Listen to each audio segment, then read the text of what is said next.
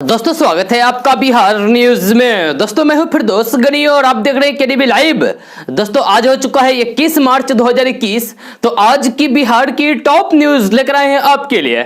दोस्तों video start करने से पहले आपसे एक रिक्वेस्ट है, अगर आप नए आए इस चैनल पर तो फिर चैनल को सब्सक्राइब करके बेल आइकन को भी प्रेस कर दीजिए और साथ में वीडियो को लाइक कीजिए, अपने दोस्तों के साथ शेयर भी कीजिए। तो चलो दोस्तों स्टार्ट करते हैं आज की बिहार की टॉप न्यूज। दोस्तों बिहार सरकार के आदेश के बाद बिहार के 20 जिलों में जमीन सर्वे का काम किया जा रहा है। जी हां, आपको इससे पहले भी केडीबी लैब के माध्यम से कई बार बताया जा चुका है। जी हां, साल 1950 के बाद पहली बार बिहार में जमीन सर्वे हो रहा है। जी हां, इस सर्वे से कुछ लोगों की परेशानी बढ़ गई है, वही कुछ लोगों को इस सर्वे से फायदा भी हो रहा है। तो चलिए आपको बताते हैं कि आखिर बिहार के किस किस जिले में जमीन सर्वे का काम अभी हो रहा है। तो बिहार में 20 जिले जहानाबाद, मुंगेर, किशनगंज, खगड़िया, जमुई, शिवहर, लखीसराय, पूर्णिया, बांका, शेखपुरा, बेगूसराय, मधेपुरा, नालंदा, सुपौल, अररिया, अरवल, कटिहार, सहरसा, सीतामढ़ी और पश्चिमी चंपारण में जमीन सर्वे चल रहा है। जी हां, वैसे जो लोग दूसरे की जमीन पर जबरदस्ती कब्जा किए बैठे हैं उन लोगों की परेशानी बढ़ गई है। सरकार जमीन सर्वे के दौरान ऐसे लोगों को सबक सिखाएगी। बिहार में वैसे लोग जो दूसरों की जमीन को अपना बताते हैं, यह जमीन सर्वे में यह साफ हो जाएगा कि वह जमीन किसकी है। यह जमीन सर्वे के दौरान जमीन से जुड़े झगड़े भी सरकार सुलझाएगी। इसके बाद जमीन सर्वे का काम पूरा हो जाएगा। इस जमीन सर्वे से उन लोगों की भी परेशानी बढ़ने वाली है जो लोग बिहार सरकार की सरकारी जमीन पर कब्जा किए बैठे हैं। दोस्तों बिहार के ग्रामीण इलाकों में रहने वाले लोगों के लिए एक बड़ी खबर सामने आ रही है। जी मिली जानकारी के मुताबिक बिहार के सभी गांवों में अब शहरों की तरह साफ सफाई की जाएगी। इसको लेकर बिहार सरकार ने जानकारी दी है। खबर के मुताबिक बिहार सरकार के पंचायती राज मंत्री सम्राट चौधरी ने जानकारी देते हुए कहा कि शहरों की तरह अब पंचायतों में भी सफाई कर्मियों को रखा जाएगा। इन कर्मियों के द्वारा गाँव के सड़क गलियों की सफाई कराई जाएगी। इसको लेकर बहुत जल्द व्यवस्था की जाएगी। उन्होंने कहा कि 15वें वित्त आयोग की राशि से पंचायतों में साफ सफाई की व्यवस्था की जा रही है। यह बहुत जल्द इस व्यवस्था को राज्य के सभी पंचायतों में लागू कर दिया जाएगा। इससे गांव की गलियां और सड़कें शहरों की तरह साफ रहेगी। बिहार के पंचायती राज मंत्री ने कहा कि सफाई कर्मी सफाई के अलावा मृत पशुओं के अपशिष्ट प्रबंधन का भी काम करेंगे। इसके लिए पशुपालन विभाग की भी मदद ली जाएगी। इससे ग्रामीण इलाकों में रहने वाले लोगों को काफी लाभ मिलेगा। दोस्तों 5 राज्यों में होने वाले विधानसभा चुनाव को लेकर देश का सियासी माहौल गरमाया हुआ है। यह चुनाव आयोग की तरफ से तारीखों का ऐलान होने के बाद से ही सभी दलों ने अपनी जीत के लिए पूरी ताकत झोंक दी है। इसी बीच केरल विधानसभा चुनाव को लेकर एक और ओपिनियन पोल सामने आया है। इस ओपिनियन पोल के मुताबिक केरल के अंदर एक बार फिर से लेफ्ट फ्रंट की सरकार बनती हुई नजर आ रही है। जी हां, आपको बता दूं कि इस समय केरल में सीएम पिनराई विजयन के नेतृत्व में लेफ्ट डेमोक्रेटिक फ्रंट यानी कि एलडीएफ की सरकार है। जी सर्वे के मुताबिक केरल में लेफ्ट डेमोक्रेटिक फ्रंट को राज्य की 140 सीटों में से 75 से 83 सीटें मिलती हुई नजर आ रही है। जी हां, वहीं कांग्रेस के नेतृत्व वाले यूडीएफ को 56 से 64 सीटों पर जीत मिल सकती है। जी सर्वे में बताया गया है कि केरल विधानसभा चुनाव में भाजपा का प्रदर्शन बेहद खराब रह सकता है। जी और उसके खाते में महज 0 से 2 सीटें ही जा सकती है और नहीं भी जा सकती है। दोस्तों पश्चिम बंगाल में हो रहे विधानसभा चुनाव में भाजपा के प्रचार के लिए आज प्रधानमंत्री नरेंद्र मोदी खड़गपुर पहुंचे। यहां जनसभा को संबोधित करते हुए प्रधानमंत्री नरेंद्र मोदी ने मौजूदा सत्ताधारी टीएमसी और पूर्व में सत्ता में रहे वाम दलों को निशाने पर लिया और कई आरोप लगाए। जब प्रधानमंत्री नरेंद्र मोदी ने अपने भाषण में कहा कि बंगाल ने कांग्रेस के कारनामे देखे हैं, वाम दल की बर्बादी को अनुभव किया है। टीएमसी ने भी आपके सपनों को कैसे चूर चूर किया है, पिछले 70 साल में यही देखा जा रहा है। जी हमें 5 साल का मौका दीजिए, 70 साल की बर्बादी को मिटाकर रहेंगे। पीएम नरेंद्र मोदी ने यहां तक कहा है कि आज इतनी बड़ी संख्या में लोग इस रैली में भाजपा को आशीर्वाद देने आए हैं। लोगों का उत्साह साफ साफ कह रहा है कि बंगाल में इस बार भाजपा सरकार बनेगी। बंगाल के उज्जवल भविष्य के लिए इस धरती पर हमारे 130 कार्यकर्ताओं ने अपना जीवन न्यौछावर कर दिया ताकि बंगाल आबाद रहे। मेरी पार्टी के पास दिलीप घोष जैसे अध्यक्ष हैं, उन पर अनेक हमले हुए, लेकिन वे बंगाल के उज्जवल भविष्य का प्रण लेकर चल रहे हैं। जी और आज पूरे बंगाल में नई ऊर्जा भर रहे हैं। दोस्तों बंगाल में असदुद्दीन ओवैसी को बहुत बड़ा झटका लगा है। जी एआईएमआईएम पार्टी के प्रदेश प्रमुख ने इस्तीफा दे दिया है। जी और टीएमसी का दामन थाम लिया है। जी बिहार चुनाव के बाद बंगाल में चुनाव लड़ने की घोषणा करने वाले एआईएमआईएम के प्रमुख असदुद्दीन ओवैसी को लगातार झटके पर झटका लग रहा है। जी अब उनके बंगाल इकाइयों के अध्यक्ष जमीरुल हसन ने पार्टी से इस्तीफा देने की घोषणा कर दी है और वे ममता बनर्जी का साथ देंगे। जी उन्होंने नंदीग्राम में ममता बनर्जी के उम्मीदवारों का समर्थन करने की घोषणा की है। जी बंगाल में एआईएमआईएम के अध्यक्ष रहे जमीरुल हसन अब इंडियन नेशनल लीग के बंगाल चैप्टर शुरू करने जा रहे हैं। जी इंडियन नेशनल लीग 1994 तक मुस्लिम लीग के साथ थी। जी दिल्ली, केरल और तमिलनाडु में भी पार्टी के दफ्तर हैं। जी इस चुनाव में टीएमसी को इंडियन नेशनल लीग समर्थन देगी। आपको बता दें कि बंगाल में असदुद्दीन ओवैसी की पार्टी को बढ़ाने में जमीरुल हसन बड़ी भूमिका में रही है। जी हां, ओवैसी के बंगाल पहुंचने के बाद वे फुरफुरा शरीफ के पीरजादा अब्बास सिद्दीकी से मिलने पहुंचे थे और बंगाल में उनके साथ मिलकर चुनाव लड़ने की बात कही थी, लेकिन अब्बास सिद्दीकी ने उसका साथ छोड़कर कांग्रेस और लेफ्ट का हाथ थाम लिया था। जी हां, दूसरी ओर ओवैसी ने बंगाल चुनाव के लिए मुर्शिदाबाद से 13 सीटों पर उम्मीदवार उतारने की घोषणा की है।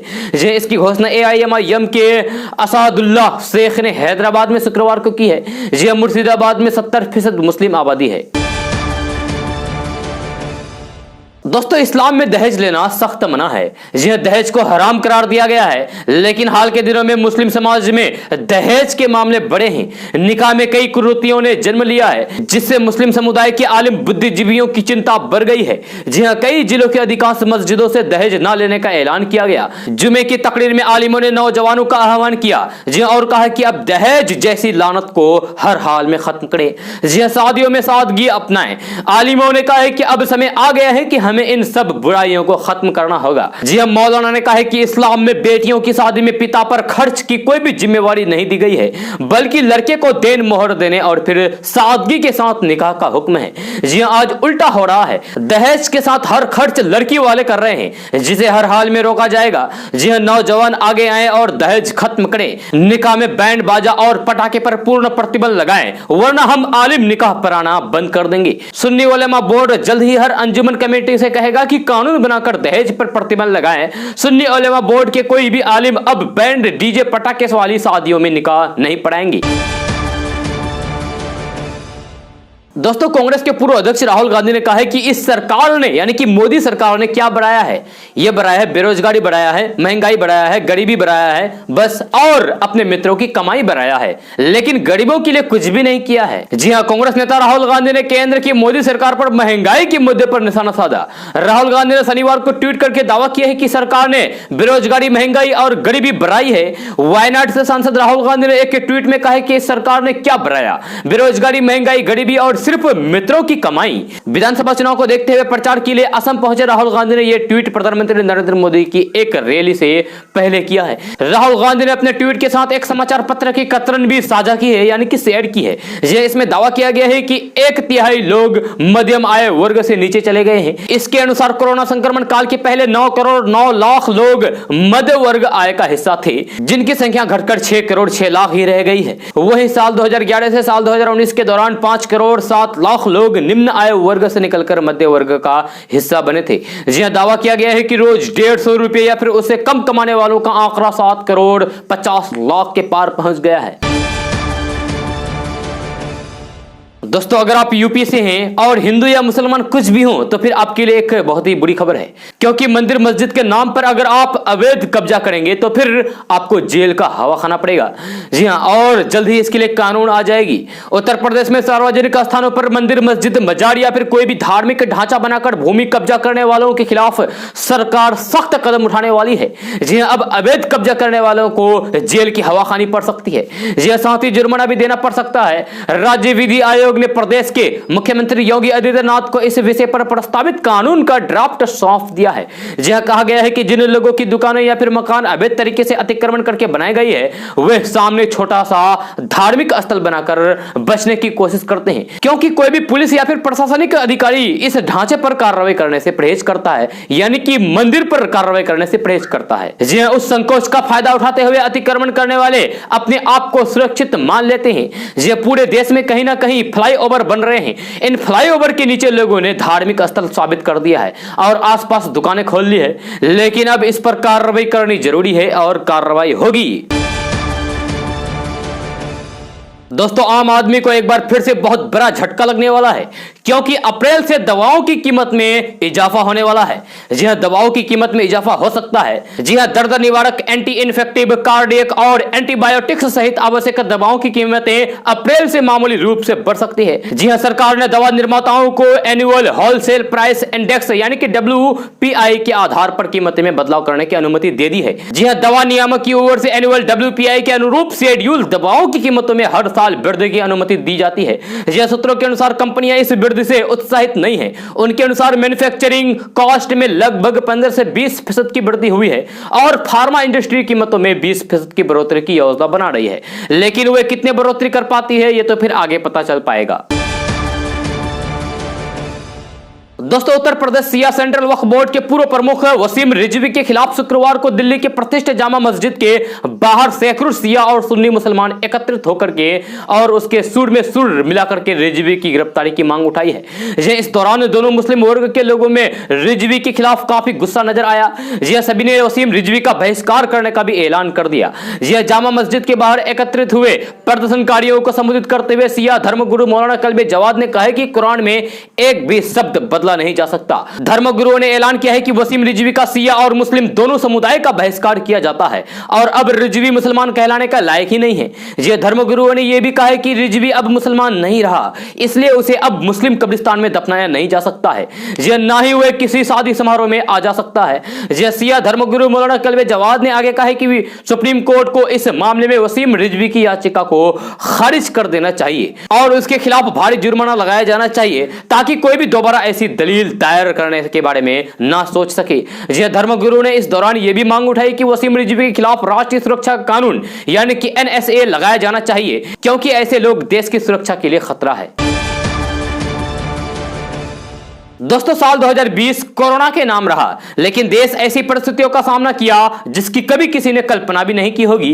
कोरोना काल में लॉकडाउन और अन्य गाइडलाइन तोड़ने वाले लोगों पर मुकदमा भी दर्ज किया गया। बयान में भी ऐसे मुकदमों की तादाद काफी बड़ी है, लेकिन अब नीतीश सरकार कोरोना के हाल में लॉकडाउन और अन्य गाइडलाइंस तोड़ने वालों पर किए गए मुकदमे वापस लेने जा रहे हैं। बिहार विधान परिषद में सरकार की तरफ से प्रभारी मंत्री विजेंद्र यादव ने इसकी जानकारी दी है। विजेंद्र यादव ने कहा कि सरकार इन्हें इस संबंध में विधि विभाग के पास प्रस्ताव भेजा है और उस पर फैसला आने के बाद लॉकडाउन और महामारी के दौरान में आपदा अधिनियम के तहत दर्ज मुकदमे वापस लिए जाएंगे। इससे लोगों को भारी राहत मिलेगी।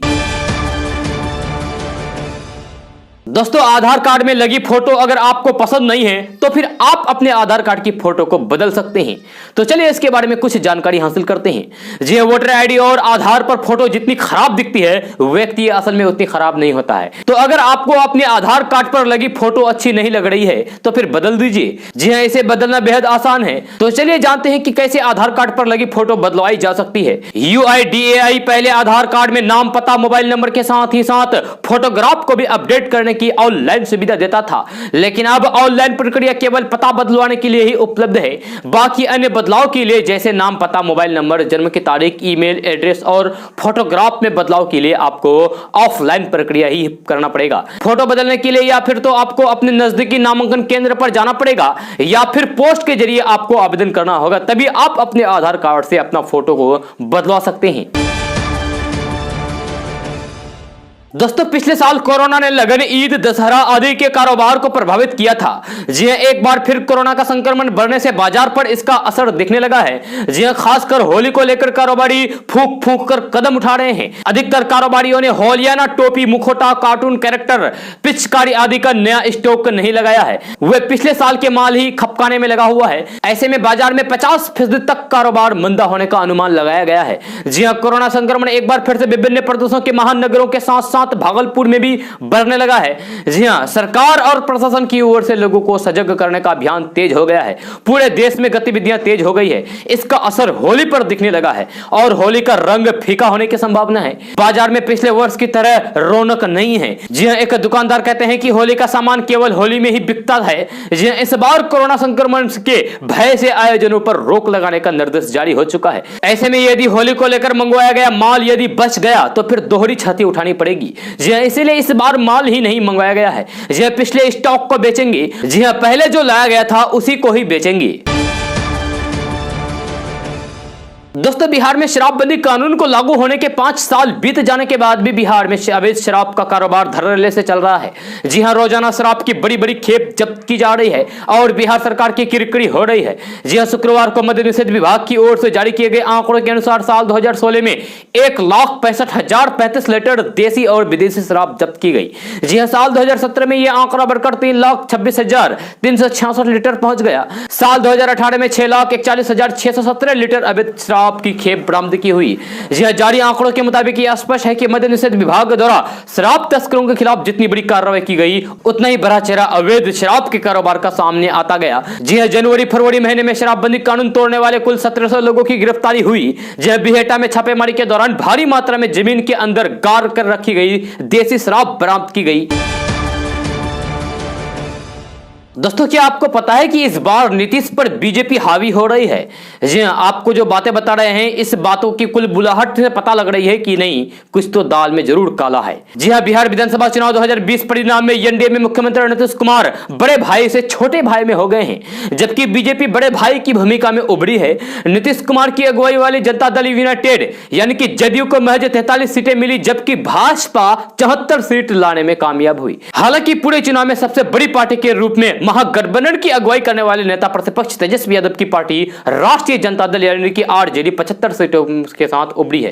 जी चुनाव में एनडीए को 125 सीटें और महागठबंधन को 110 सीटें मिली। भाजपा ने नीतीश कुमार को वादे के मुताबिक कम सीटें आने के बावजूद राज्य के मुख्यमंत्री के रूप में चुना है, लेकिन अब कई ऐसे घटनाक्रम बिहार के राजनीति को हवा दे रहे हैं जिससे स्पष्ट दिखाई दे रहा है कि अब भाजपा नीतीश कुमार पर हावी हो चली है।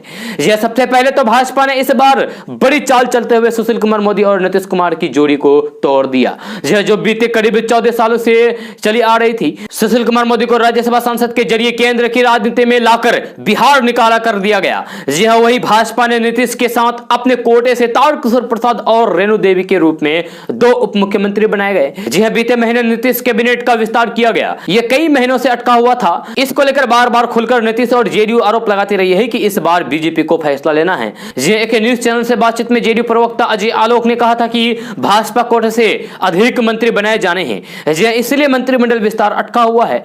जब तक भाजपा मंत्रियों की लिस्ट जेडीयू को नहीं सौंपती है, कैसे विस्तार हो सकता है? अब नीतीश कैबिनेट का विस्तार भी हो चुका है, जिसमें भाजपा ने पूर्व केंद्रीय मंत्री शाहनवाज हुसैन को उद्योग मंत्री बनाकर राज्य की राजनीति में अपनी जमीन तैयार करने की जिम्मेवारी दे दी है। जी हां, बिहार में नीतीश कुमार की अगुवाई में नीतीश कुमार की सरकार बनने से ठीक 1 महीने बाद ही अरुणाचल प्रदेश जेडीयू इकाई के 6 विधायक भाजपा में शामिल हो गए, जिसको लेकर पार्टी की तरफ से गहरी प्रतिक्रिया दी गई। ऐसा पहली बार बिहार में बिहार विधानसभा सदन में देखने को मिल रहा है कि जब नीतीश कैबिनेट के मंत्री ही अपने स्पीकर पर हावी हो रहे हैं और उन्हें फटकार लगा रहे हैं। जी बीते दिनों बिहार सरकार में पंचायती राज मंत्री सम्राट चौधरी ने विधानसभा अध्यक्ष को यहां तक कह दिया था कि ऐसे सदन नहीं चलेगा, ज्यादा व्याकुल मत हो जाइए। इस बात से स्पीकर और भाजपा नेता विजय कुमार सिंह भड़क गए और तत्काल मंत्री को उनकी बात के लिए खेद प्रकट करने को कहा। जी जब वे नहीं माने तो फिर गुस्से में विधानसभा अध्यक्ष ने सदन 12 बजे तक स्थगित कर दिया। जी हां, एक न्यूज चैनल से बातचीत में राजनीति विश्लेषक मणिकांत ठाकुर कहते हैं कि इससे नीतीश को नुकसान हो रहा है। लोजपा के जरिए भाजपा ने वैसे भी चुनाव के दौरान काफी वोट बैंक का नुकसान पहुंचाया। जी हां, नहीं तो फिर कोई भी मंत्री एक स्पीकर को ऐसे कैसे बोल सकता है? दोस्तों क्या आपको पता है कि किसानों का इनकम कितना होता है? जी हां, यानी कि हमारे भारत देश का किसान कितना कमाते हैं और कितना खर्च करते हैं। तो चलिए इसके बारे में बात करते हैं। तो सबसे पहले बात करते हैं कि प्रधानमंत्री नरेंद्र मोदी ने अन्नदाताओं की आय दोगुनी करने का जो वादा किया था, उसे पूरा करने के लिए अब 1 साल से भी कम का वक्त बचा है। लेकिन केंद्रीय कृषि मंत्रालय ने इस बारे में अब कोई भी रिपोर्ट जारी नहीं की है कि किसानों की इनकम आखिर बड़ी है कितनी या फिर कितनी खर्च होती है। जी हां, सांसदों के पूछने पर सरकार ने 2013 का आंकड़ा जारी किया, जिसके मुताबिक भारत में किसानों की औसत मासिक आय सिर्फ 6,426 रुपए है, जबकि वे औसत 6,223 रुपए खर्च कर देते हैं, यानी कि सिर्फ 203 रुपए की बचत होती है। केंद्रीय कृषि मंत्रालय के अधिकारियों के मुताबिक नेशनल सैंपल सर्वे ऑर्गेनाइजेशन यानी कि एनएसएसओ ने 2012-13 में कृषि आय का सर्वे किया था। यही कृषक परिवारों की स्थिति का आकलन करता है। इसके अलावा कोई और सिस्टम नहीं है जिससे किसानों की आय जाना जा सके। एनएसएसओ के मुताबिक देश में सबसे सबसे अधिक पंजाब के किसानों की कमाई है।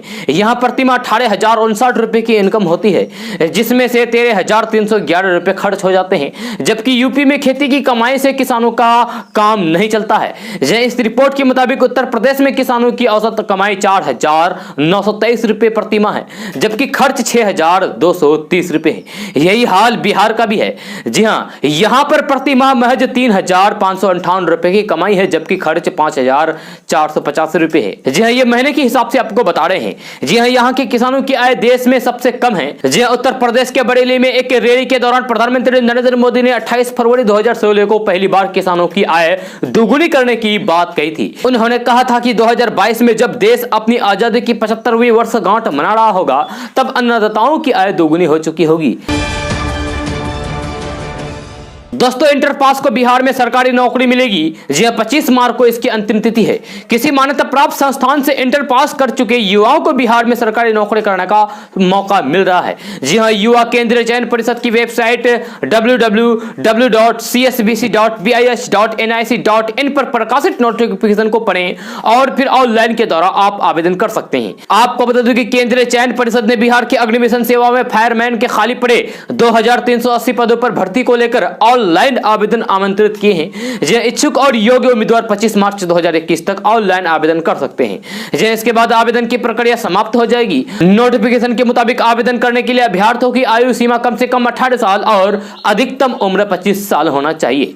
जी हाँ, वहीं बिहार सरकार के नियमानुसार उम्मीदवारों को आयु सीमा में छूट भी दी जाएगी। इसकी जानकारी के लिए आप नोटिफिकेशन को भी पढ़ सकते हैं। आपको बता दूं कि इन पदों पर चयनित होने वाले उम्मीदवारों को बिहार में कहीं भी ड्यूटी दिया जा सकता है। इन्हें लेवल 3 के अनुसार 21,700 से लेकर 59,100 रुपए प्रतिमाह वेतन भी मिलेगा। साथ ही साथ इन्हें कई तरह के सरकारी लाभ भी मिलेंगे। दोस्तों, बिहार में अपराधी पूरी तरीके से बेखौफ हो गए हैं। जी हाँ, प्रदेश में लॉ एंड ऑर्डर को धता बताते हुए दिन दहाड़े लूटपाट और कई तरीके की घटनाएं हो रही हैं। जी हाँ, ताजा मामला सीतामढ़ी जिले की है, जहां अपराधियों ने रिटायर्ड एयरफोर्स कर्मी के घर भीषण डाका डाला और कैश और जेवरात समेत करीब 5 लाख की संपत्ति लूट ले गए। जी जानकारी के अनुसार जिले के पुरोना थाना क्षेत्र के चंदन नगर मोहल्ले में रिटायर्ड एयरफोर्स कर्मी दिनेश प्रसाद अपने परिजनों के साथ रहते हैं। जी देर रात 15 की संख्या में हाफ पैंट पहनकर आए डकैतों ने घर में भीषण लूटपाट की। इस दौरान विरोध करने पर डकैतों ने गृह स्वामी के बेटे रितेश प्रसाद को पीट कर घायल कर दिया। रिटायर्ड कर्मी के अनुसार लुटेरे 50,000 नगद समेत लगभग 5 लाख रुपए के जेवरात लूट कर ले गए। डकैतों ने रिटायर्ड एयरफोर्स कर्मी के घर पर किराएदार के 2 बैंक कर्मी को भी नहीं बख्शा और उनके यहां से भी जाते जाते नगद और फिर आभूषण लूट कर ले गए। हालांकि यह घटना सीसीटीवी कैमरे में कैद हो गई है। वहीं डकैतों का चेहरा भी कैमरे में दिख रहा है। जी सूचना पर पहुंची पुलिस जांच पड़ताल में जुट गई है।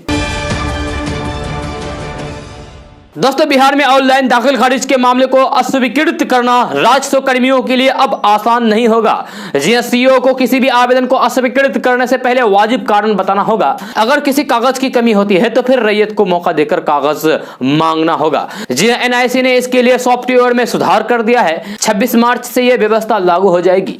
म्यूटेशन के मामले में पहले अस्वीकृत का कारण बताना था, लेकिन यह आदेश बहुत स्पष्ट नहीं था। आवेदन में मामूली गलती का बहाना बनाकर और आवेदक को बगैर कोई मौका दिए आवेदन अस्वीकृत कर दिए जाते थे।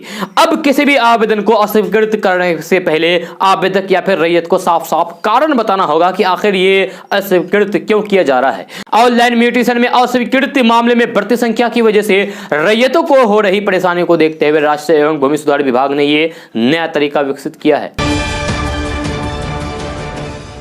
दोस्तों, बिहार के पंचायतों में नौकरी करने वाले संविदा कर्मियों के लिए बड़ी खबर आ रही है। मिली जानकारी के मुताबिक बिहार सरकार ने राज्य के सभी पंचायतों में काम करने वाले कार्यपालक सहायकों की सेवा अवधि में विस्तार किया है। खबर के मुताबिक बिहार सरकार के पंचायती राज विभाग ने इस संदर्भ में एक आदेश जारी कर दिया है। उस आदेश में कहा गया है कि पंचायतों में आवेदन पर कार्य करने वाले कार्यपालक सहायकों की सेवा अवधि 31 मार्च 2022 तक के लिए बढ़ा दी गई है। जी हाँ, सरकार के इस ऐलान से संविदा कर्मियों में खुशी की लहर दौड़ पड़ी है। संविदा कर्मी काफी दिन से इस बात का इंतजार कर रहे थे कि सरकार उनको लेकर क्या फैसला लेती है। दोस्तों पश्चिम बंगाल में विधानसभा चुनाव में इस बार 125 मुस्लिम बहुल सीटों पर सबकी नजर है। जी हां, लेफ्ट कांग्रेस और पीर ज्यादा की पार्टी के गठबंधन से इन सीटों पर इस बार त्रिकोणीय मुकाबला होने के आसार हैं। जी हां, ऐसे में सभी पार्टियां अपने अपने किले बंदी करने में जुट गई है। बताया जा रहा है कि अगर इन 125 सीटों पर इलेक्शन फाइट त्रिकोणीय हुआ तो फिर इसका सीधा नुकसान टीएमसी को होगा। बंगाल में विधानसभा चुनाव में इस बार बीजेपी की उदय ने टीएमसी और लेफ्ट गठबंधन के लिए मुश्किलें बढ़ा दी है। जी हां, अगर 125 मुस्लिम बहुल सीटों पर त्रिकोणीय फाइट हुआ तो फिर बीजेपी को इसका फायदा सीधा मिल सकता है। जी हां, वही इसका नुकसान ममता बनर्जी की पार्टी टीएमसी को सबसे अधिक होगा।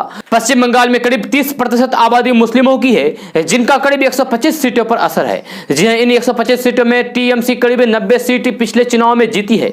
ऐसे में बताया जा रहा है कि अगर पीर ज्यादा और लेफ्ट का गठबंधन सक्सेस रहा तो फिर इसका नुकसान टीएमसी को ही होगी। जी हां, बताया जा रहा है कि अगर ये गठबंधन राज्य में मजबूती से इलेक्शन फाइट करती है तो फिर इसका नुकसान ममता बनर्जी की पार्टी टीएमसी को ही होगी। जी हां, टीएमसी, बीजेपी और संयुक्त मोर्चा के अलावा बंगाल में मुस्लिम बहुल 12 सीटों पर असदुद्दीन ओवैसी की पार्टी भी चुनाव लड़ेगी। जी हां, बताया जा रहा है कि एआईएमआईएम मुर्शिदाबाद जिले के 12 सीटों पर कैंडिडेट का ऐलान करेगी और इन सीटों पर ओवैसी भी चुनाव प्रचार कर सकते हैं। दोस्तों पश्चिम बंगाल विधानसभा चुनाव के लिए एक नौकरानी को बीजेपी से टिकट मिली है। जी हां, और वो नौकरानी अपने मालिक से छुट्टी लेकर चुनाव प्रचार करने के लिए आना चाहते हैं। जी हां, पश्चिम बंगाल विधानसभा चुनाव में बीजेपी ने इस बार ऐसी महिला उम्मीदवार भी चुनावी मैदान में उतारे हैं जिनका सामाजिक जीवन ही उनके लिए सबसे बड़ी पूंजी है। जी हां, भले ही वे आर्थिक तौर पर पिछड़े हुए हों, बीजेपी ने पूर्वी बर्धमान के औस ग्राम विधानसभा क्षेत्र से एक ऐसा ही उम्मीदवार को मैदान में उतारा है। जी हां, औस ग्राम से भारतीय जनता पार्टी के उम्मीदवार कलिता मांझी अत्यधिक गरीबी के कारण बहुत आगे तक पढ़ाई नहीं कर पाई। प्राथमिक विद्यालय की सीमाओं को पार करने से पहले उसे स्कूल छोड़ना पड़ा। जी हां, शादी के बाद भी गरीबी एक निरंतर साथी बना रहा। पति एक प्लम्बर है, कमाई से पूरी तरीके से परिवार नहीं चलता, इसीलिए 32 वर्षीय गृहवधू कलिता मांझी को अधिक पैसा कमाने के लिए दूसरों के घर में नौकरी करना पड़ रहा है। जी हां, नौकरी के रूप में काम करना शुरू करना पड़ा। जी हां, इस दैनिक संघर्षों के बावजूद कलिता ने कभी भी हार नहीं मानी। यही कारण है कि इस बार पूर्वी बर्धमान के एक गरीब घर में पली बड़ी और गरीब घर की लड़की कलिता मांझी को भाजपा ने टिकट देकर विधानसभा चुनाव में उम्मीदवार बनाया है। परिवार के भरण पोषण की लड़ाई लड़ते लड़ते कलिता अब क्षेत्र की जनता के दुख दर्द की लड़ाई लड़ने जा रहे हैं। जी हां, वो 21वीं विधानसभा वोट में औस ग्राम से भाजपा की उम्मीदवार बनी है। जी हां, गुरुवार को नाम की घोषणा के साथ ही लड़ाई की तैयारी भी शुरू हो गई है। गुस्करा इलाके के वार्ड नंबर 3 की रहने वाली कलिका नौकरानी का काम करती है। हालांकि अपने नाम की घोषणा होने के बाद वे जहां काम करती है वहां पर यानी कि उस मालिक से उन्होंने छुट्टी मांगी है चुनाव प्रचार करने के लिए। जी हां, उन्होंने कहा कि क्योंकि मुझे चुनाव में व्यस्त रहना है। कलिता के नाम की घोषणा होने के बाद भाजपा उम्मीदवार स्थानीय पार्टी कार्यालय में चली गई। जी हां, पार्टी कार्यकर्ताओं द्वारा उनका जोरदार स्वागत भी किया गया। दोस्तों पश्चिम बंगाल विधानसभा चुनाव के लिए प्रचार अभियान जोरों पर चल रहा है। जी हां, टीएमसी प्रमुख लगातार रैलियों को संबोधित कर रही है। रैली के दौरान ममता बनर्जी ने अपने पुराने साथी शुभेंदु अधिकारी और उनके परिवार पर हमला बोला। जी हां, ममता बनर्जी ने शुभेंदु अधिकारी को धोखेबाज कहा। ममता बनर्जी ने कहा है कि उन्होंने टीएमसी में शुभेंदु अधिकारी का समर्थन किया था। ममता बनर्जी ने कहा है कि मैंने शुभेंदु अधिकारी और अधिकारी परिवार का आंख बंद करके समर्थन किया था। मैं उन पर अंधा विश्वास करती थी, पर अब मैं इसे बर्दाश्त नहीं करूंगी। जी हां, क्योंकि गद्दारी के लिए अब कोई भी जगह नहीं है। मीर जाफर के लिए पार्टी में कोई भी जगह नहीं है। ममता बनर्जी ने कहा है कि हम किसी भी विपक्षी दल के नेता के लिए एक इंच भी जगह नहीं छोड़ेंगे। जी हां, ममता बनर्जी ने बीजेपी पर निशाना साधते हुए कहा है कि पश्चिम बंगाल विधानसभा चुनाव के नतीजे 2024 में लोकसभा चुनाव में नरेंद्र मोदी और अमित शाह जैसे बीजेपी के नेताओं के भाग्य का फैसला करेंगे। ममता सरकार में मंत्री रहे शुभेंदु अधिकारी ने दिसंबर महीने में बीजेपी का दामन थाम लिया था। ये तो शायद आपको पता भी है। दोस्तों सीमांचल के सभी सांसदों ने नई दिल्ली में सड़क परिवहन और राष्ट्रीय राजमार्ग मंत्री नितिन गडकरी से मिलकर भारतमाला प्रोजेक्ट में बिदुपुर से दलहन सराय होते हुए सिमरी बख्तियारपुर उदा किशनगंज से पूर्णिया तक 4 लेन सड़क बनाने की मांग को लेकर पत्र सौंपा है। जी हां, सांसद दिनेश चंद्र यादव ने बताया कि हम लोग सीमांचल के सांसद का टीम में सुपौल के सांसद दिलेश्वर कामत, पूर्णिया के सांसद संतोष कुमार, विजय कुमार, प्रदीप कुमार सिंह, आलोक कुमार सुमन, सुनील कुमार, दुलाल चंद्र स्वामी, चंद्रेश्वर प्रसाद, गिरधारी यादव, कौशलेंद्र कुमार और सुनील कुमार पिंटू शामिल थे। दोस्तों पटना सहित बिहार के 20 जिलों में आज यानी कि रविवार को गरज के साथ बारिश की स्थिति बन सकती है। जी हां, मौसम विज्ञान केंद्र पटना की ओर से येलो अलर्ट जारी किया गया है। कुछ जिलों में 30 से 40 किलोमीटर की रफ्तार से आंधी की स्थिति बनने के आसार हैं। जी हां, हालांकि मौसम विभाग का कहना है कि बारिश की तीव्रता बहुत अधिक नहीं होगी। प्री मानसून सीजन में थंडरस्टॉर्म की स्थिति बनना सामान्य प्रक्रिया है। बारिश के बाद सुबह के शहरों के तापमान में 1 से 2 डिग्री गिरावट के आसार हैं। मौसम विज्ञान केंद्र के अनुसार पूर्वी बांग्लादेश की ओर से चक्रवाती परिसंरचना की स्थिति बनी हुई है। हालांकि मध्य प्रदेश की ओर से बने मौसमी सिस्टम की वजह से सूबे में आंधी पानी की ये स्थिति बनने की बात कही जा रही है। बिहार के जिन जिलों में येलो अलर्ट जारी किया गया है उसमें से है पटना, गया, नालंदा, शेखपुरा, बेगूसराय, लखीसराय, नवादा, बक्सर, भोजपुर, रोहतास, भभुआ, औरंगाबाद, जहानाबाद, अरवल, किशनगंज, सुपौल, मधेपुरा, सहरसा, अररिया और पूर्णिया जिलों में गरज के साथ बारिश की स्थिति बन सकती है। इन जिलों में 1-2 जगह पर रविवार की सुबह से लेकर दोपहर बाद तक आंधी पानी के आसार हैं। इन जिलों के लिए येलो अलर्ट जारी करके लोगों को सचेत किया गया है। दोस्तों नीतीश कुमार की पुलिस यानी कि बिहार पुलिस को अब किसी भी वक्त किसी को भी तलाशी लेने के लिए किसी वारंट की जरूरत नहीं होगी।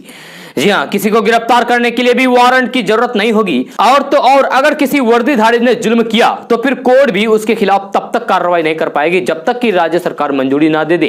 जी हां, नीतीश सरकार ने बिहार में नया विशेष सशस्त्र पुलिस विधेयक पेश किया है। उसमें ऐसे तमाम प्रावधान हैं। जी, बिहार विधानमंडल में नीतीश कुमार ने खुद बिहार विशेष सशस्त्र पुलिस विधेयक 2021 पेश किया। विधेयक को पेश करते हुए नीतीश कुमार ने लिखा है कि बिहार की बदलती हुई परिस्थिति, नेपाल से लग रही सीमा जैसे मसलों को देखते हुए राज्य को एक ऐसे पुलिस फोर्स की जरूरत है जो कुशल, प्रशिक्षित और पूर्ण सुसज्जित सशस्त्र बल हो। बिहार में अभी 1892 ईस्वी में बने बंगाल मिलिट्री पुलिस अधिनियम के तहत बीएमपी को संचालित किया जा रहा था। जी हां, अब सरकार नया कानून यानी कि बिहार विशेष सशस्त्र विधेयक लेकर आई है। जी हां, बिहार सरकार पहले से ही काम कर रही बिहार मिलिट्री पुलिस यानी कि बीएमपी को विशेष सशस्त्र बल बनाएगी। सरकार कह रही है कि इन पुलिस फोर्स का मकसद होगा बिहार में औद्योगिक संस्थान, मेट्रो, हवाई अड्डा जैसे जगहों की सुरक्षा करना।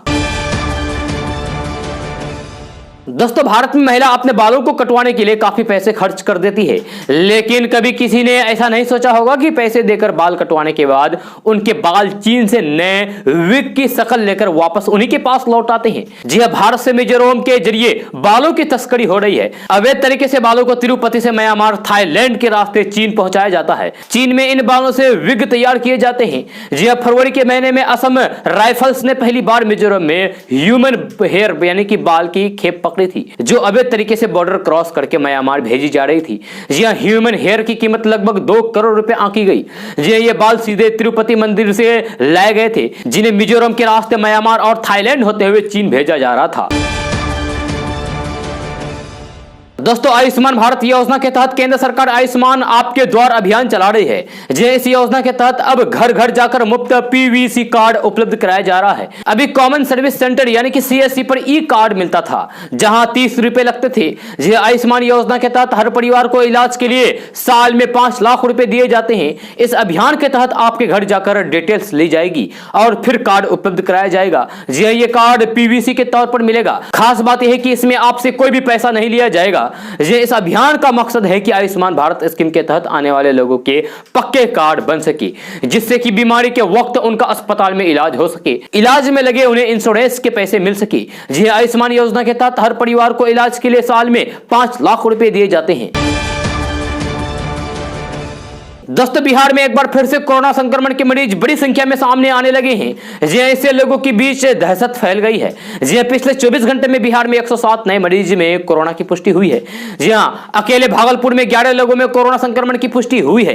इसके अलावा भोजपुर, रोहतास और सीतामढ़ी समेत कुल 26 जिलों में मरीज मिले हैं। पॉजिटिव मरीजों के आंकड़े बढ़ने के साथ ही राज्य में एक्टिव मरीजों की संख्या बढ़कर 405 पर पहुंच गई है। राज्य में सैंपल जांच की संख्या बढ़ा दी गई है।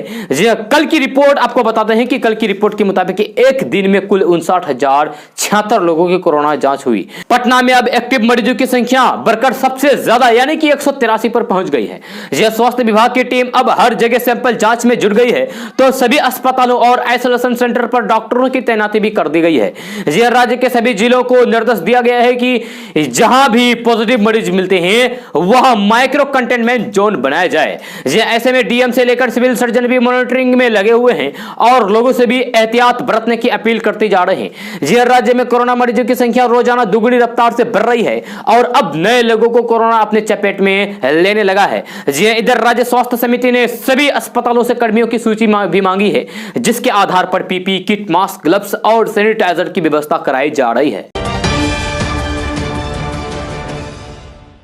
तो दोस्तों आज का न्यूज बस यहीं तक। कैसा लगा जरूर अपना सुझाव दीजिएगा नीचे कमेंट बॉक्स में कमेंट करके। अगर आप नए आए इस चैनल पर तो फिर चैनल को सब्सक्राइब करके बेल आइकन को भी प्रेस कर दीजिए और साथ में वीडियो को लाइक कीजिए, अपने दोस्तों के साथ शेयर भी कीजिए।